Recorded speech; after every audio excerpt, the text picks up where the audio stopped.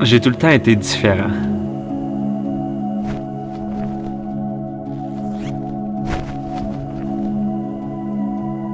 Pour une raison inconnue, j'ai tout le temps aimé ça, modifier mon linge. Je me rappelle, j'avais 10 ans, puis j'allais à mon skateboard shop qui était juste en bas de la rue chez moi. Puis je prenais du papier sablé à mon père, puis je sablais mes pantalons. Je voulais leur donner un look qui était juste pour moi, qui était de quoi, qui était vintage, qui était différent. Et puis je pense que si on regardait à travers si tout le monde était habillé pareil, si tout le monde était juste en noir sur noir, ça serait quand même plate parce qu'on verrait pas comment le monde sont différents. Puis c'est le fun d'avoir des styles différents. Puis c'est ça que j'aime créer, modifier mon linge pour que ça soit représentatif de ma personnalité. Puis je pense que c'était juste ma façon à moi d'exprimer, comme j'ai dit, ma créativité.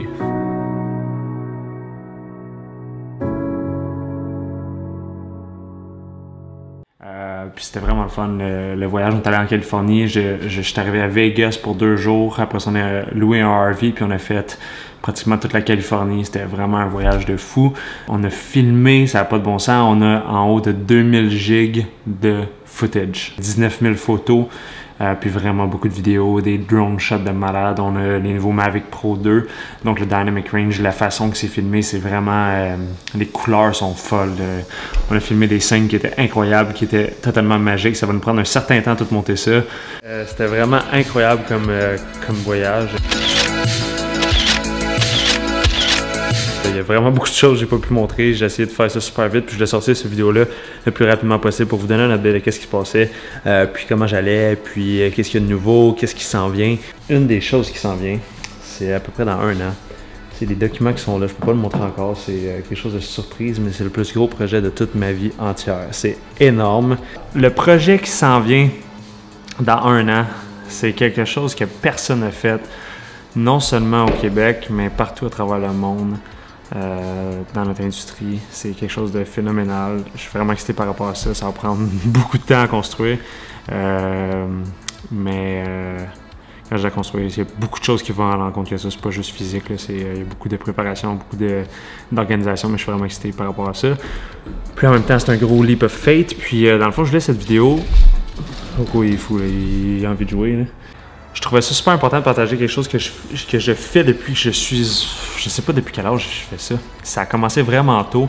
Mais quand j'étais, mettons, je peux dire ça comme ça, mettons, au fin primaire, début secondaire, on dirait que j'avais déjà une vision de la personne que je voulais être plus tard. Déjà, je me voyais déjà d'une certaine façon, je me voyais comme quelqu'un qui allait travailler super, super fort. Donc déjà là, dans ma tête, j'avais la mentalité comme quoi j'allais quelqu'un qui allait dépasser toutes les limites qui étaient du possible en termes de travail, en termes d'accomplissement. On dirait que je savais que j'étais destiné à faire ce que je fais aujourd'hui, puis destiné à être quelqu'un qui performe excessivement beaucoup dans toutes les facettes de sa vie. Cela dit, là, c'est pas du bragging, c'est rien de ça, c'est juste un feeling que j'avais quand j'étais au secondaire, puis je me disais, je vais être cette personne-là, je vais avoir excessivement de succès, pas juste financièrement, mais aussi dans ma vie, je vais être quelqu'un qui va aider le monde, je vais changer le monde, puis je vais avoir un impact sur le monde autour de moi et à travers la planète entière. Donc, cela dit, quand que je disais ça au secondaire, le monde était comme, ben oui, mais là, tu sais pas qu'est-ce qui va arriver, blablabla. C'est pas tout le monde qui croit en ça.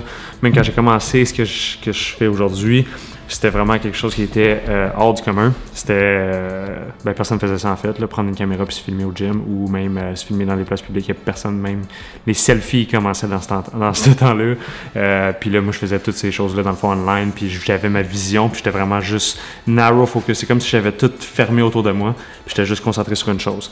La raison pourquoi je dis ça, c'est que j'ai réalisé que je faisais quelque chose depuis que je suis jeune, puis c'est super powerful, puis ça a le rapport avec la visualisation. Quelque chose que j'ai compris aussi assez tôt, c'est tout ce qui est autour de nous a été créé par quelqu'un qui n'était pas nécessairement plus intelligent que vous. Tout a été créé par quelqu'un d'humain. Toutes les lois, les tables, les chaises, n'importe quoi, l'électricité, peu importe c'est quoi, tout a été créé.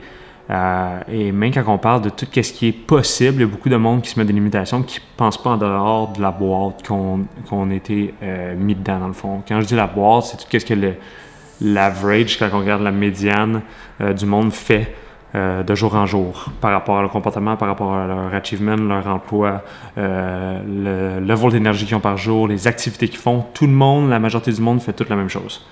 Là, après ça, il y a les outliers, le monde qui sont en dehors de ça, que ça a l'air vraiment exceptionnel qu'est-ce qu'ils font, mais dans le fond, ils font juste faire de quoi de différent. Là, je dis ça parce qu'il y a beaucoup de monde qui se limite avec leur imagination, puis à qu'est-ce qu'ils peuvent imaginer. Ils se mettent beaucoup de limitations à la vie qu'ils peuvent avoir, à la vie qu'ils peuvent imaginer. Donc, même sans avoir pris les actions, même sans avoir essayé, ils donnent déjà une limite de ce qui est possible d'accomplir. Et ça peut être par rapport à plusieurs facteurs. Ça peut être par rapport à ce que leur famille a accompli avant, ce que leur famille leur dit, leurs amis leur disent, les conventions, on pourrait dire ça, les convictions collectives, si on veut, de qu'est-ce qui est possible, qu'est-ce qui est atteignable, étant surtout dans une, comment on pourrait dire ça, dans une population qui est francophone, qui est un petit peu extrait de tout ce qui est le marché international, si on veut. Parce que dans le fond, la langue, là, je respecte totalement la langue, je trouve que c'est super beau, le background de ça, il y a beaucoup d'histoire. Mais la langue, c'est juste une façon de communiquer. Que tu parles français, que tu parles anglais, que tu parles chinois, tant qu'on est capable de communiquer ensemble, pour moi, c'est ça le plus important. Je suis plus concentré sur le mouvement global que sur tout ce qui est trop microscopique, si on veut. Et là, il y en a des fois, ils vont me côté un peu différemment. Mais ce que j'essaie de dire, c'est que on est tous humains et on est tous sur la planète Terre. C'est sur ça que je me concentre plus que tout ce qui est les petites différences de couleur de peau, de n'importe quoi, d'orientation sexuelle. Je m'en calisse, on est humain. Puis on est tous là pour être heureux. C'est ça le but pas mal de tout le monde. Puis d'être capable de survivre à tout ce qui s'en vient sur la Terre. Bref, ça c'est assez général. Là après, on peut rentrer bien deep. C'est assez général, mais étant québécois puis étant de Montréal, il y a beaucoup de monde ici, je trouve, qui se mettent beaucoup de limitations de qu'est-ce qu'ils peuvent accomplir parce qu'on n'est pas une population excessivement grande. On est quasiment 8 millions au Québec. Quand on regarde la grosseur du territoire, c'est vraiment rien comparé à la France, comparé à la Belgique, comparé à n'importe quel pays en Europe, même aux États-Unis.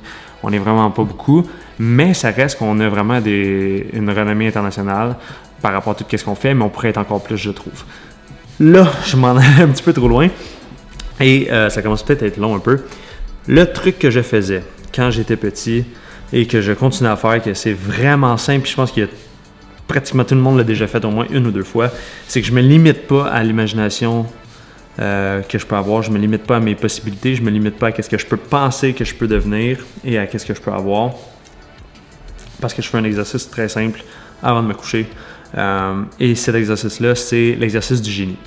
L'exercice du génie, c'est c'est se poser la question, c'est de se voir en troisième personne, puis de poser la question, comme si un génie te posait la question, tu as 3 souhaits à faire, ça serait quoi les 3 souhaits que tu veux? Peu importe c'est quoi, ça peut se réaliser. Donc, quand on part dans cette optique-là, c'est qu'on se met pas de limitation pantoute. Et mon premier souhait, comme tout le monde le fait, c'est que je peux faire des vœux illimités. Ça, c'est mon premier souhait. Donc, j'enlève la restriction des trois souhaits, puis là, il y en a peut-être qui vont dire « Ah, c'est contre les règles, blablabla ». On s'en fout, on est en salle de boxe ici. Puis là, je me mets à imaginer n'importe quoi et je demande tout ce que je veux. Tout ce que je veux dans ma vie, je me mets aucune limite, je me donne le pouvoir de le sentir, de le filer comme si je l'avais déjà. Et de faire ça avant de me coucher, j'ai réalisé, dans le fond, ce que ça m'aide à faire. Il y en a beaucoup qui parlent de la loi de l'attraction, mais il y a aussi beaucoup de notre subconscient. C'est comme un GPS. C'est ça qui dicte notre vie. Et notre subconscient, quand elle arrive, quand on est capable de le setter, on est des créatures qui fonctionnent avec des habitudes. Et ces habitudes-là sont vraiment dures à changer. Si on fait quelque chose d'une certaine manière ou si on a un moyen de répondre à certaines actions, à certains points négatifs, positifs, on va tout le temps réagir pratiquement de la même façon, à moins qu'on casse ces habitudes-là. Et comment qu'on casse les habitudes? C'est de travailler notre subconscient pour être capable de prendre les bonnes actions, de penser positivement, de prendre les actions qui vont nous amener vers le succès. Et l'exercice du génie, ça aide à se coucher et à travailler notre subconscient puis de rêver à ça sans vraiment y penser à tous les soirs, puis de se réveiller le lendemain avec vraiment plus d'énergie et plus positif, puis avancer sans vraiment être conscient vers qu'est-ce qu'on veut accomplir. Donc ça, c'est le petit exercice que je fais depuis que je suis vraiment jeune, puis je trouve que ça fonctionne vraiment bien. Puis je fais beaucoup d'autres choses, il y a beaucoup d'autres routines que je fais pour être sûr que je suis optimal, mais ça, c'est une des choses qui m'aide à rêver puis à imaginer comment ma vie elle peut être. Comment elle peut être, c'est tout. Puis je me donne aucune limite. Et de faire ça, je pense que c'est vraiment bon Non seulement parce que des fois on est dans des positions qu'on n'est vraiment pas proche, puis ça nous fait rêver, mais deuxièmement parce que ça nous aide à travailler notre subconscient, puis après ça, d'agir inconsciemment vers l'acquisition de ces buts-là. Parce que notre subconscient représente environ 85 et 90% de toutes nos actions dans une journée. Donc la majorité des choses qu'on fait, on n'y pense pas vraiment. C'est vraiment juste des habitudes. Donc de le travailler, c'est une des façons que j'ai trouvé qui fonctionne bien. Bref, je disais ça parce que ma vie, je la trouve vraiment nice. Je la trouve vraiment nice. Il y a beaucoup de choses qui se passent. Exemple, juste mon commandite de Cellucor des suppléments, c'est quelque chose que j'avais déjà eu en vision 2 ans avant même qu'on signe. Ça a pris à peu près 1 an avant qu'on signe tous les contrats parce que c'est vraiment un gros endorsement. Mais il y a tout ce qui est arrivé dans ma vie, dans le fond, c'est tout le temps arrivé de cette façon-là. Même tous les voyages, toute la chance, toute la d'être libre financièrement, d'être autosuffisant, tout qu'est-ce que même avoir ma merveilleuse blonde, je l'ai attirée. Mais le pire, c'est que c'est vrai, ça. Quand j'étais à l'école, j'avais dit que je voulais une blonde j'avais donné tous les critères de 4 en fait. Juste pitché de même. Puis boum, elle a show up.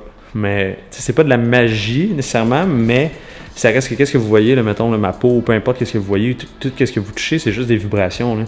La table, je peux pas passer mes doigts à travers à cause qu'elle vibre à une certaine fréquence, puis ma main vibre à une autre fréquence, puis ça je passe juste pas à travers.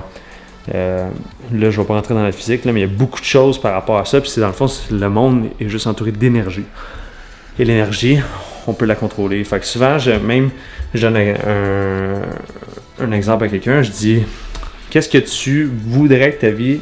Parce que je dirais que la limitation puis le blocage mental, c'est vraiment des choses simples, puis des fois, c'est des triggers qu'on peut avoir ou se poser certaines questions. Je pense que notre vie est dictée par les questions qu'on se pose, puis même en leadership, vous êtes un meilleur leader par rapport aux questions que vous allez poser. Cela dit, j'essaie de ne pas vous perdre, là, mais se poser des questions à nous-mêmes comme si la vie était une matrice et que vous pourriez avoir tout ce que vous voulez, qu'est-ce qu'elle serait? Mais dans le fond, on est dans une matrice, c'est pas nécessairement qu'est-ce qu'on voit avec nos yeux qui est la réalité. Fait que c'est juste la vérité, ça. Fait que là, quand on se pose des questions comme ça, puis on essaie de penser un peu outside the box, ça devient plus facile de s'imaginer une vie, puis après ça, de se déplacer vers la vie qu'on veut. Bref, je pensais pas que ça allait être deep dans même cette vidéo-là, mais c'est une ouverture à la conversation de l'imagination et de penser en dehors de la boîte de ce que la majorité du monde fait parce que tout est possible. Même des fois, je parlais avec des amis la dernière fois, puis on parlait... de quoi qu'on parlait? On parlait justement de potentiel puis de choses comme ça, puis si vous me connaissez de proche, vous savez que je vais tout le temps vous pousser vos limites, puis je dis pourquoi tu te limites à ça, tu peux avoir encore plus. Puis quand je dis avoir, c'est pas nécessairement des acquisitions puis des possessions d'objets, mais c'est d'avoir une expérience de vie plus grande puis de l'amener next level.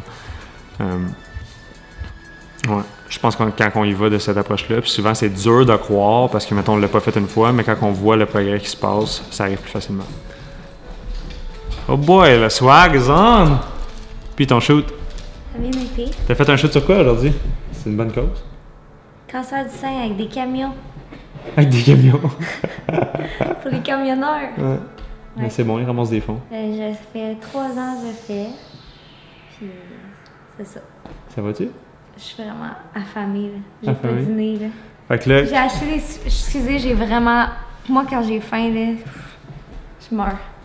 Que j'ai acheté des sushis. Est-ce que tu viens manger? Ouais, on y va. Donc, ça va conclure la vidéo ici, parce que quand elle a vraiment faim, elle ferme le vlog. Dites-moi qu'est-ce que vous pensez dessus la vidéo. C'était vraiment plus un talk, finalement, que qu'est-ce que je pensais faire. Mais... ça fait du bien de verbaliser, des fois. Coco, il est beau.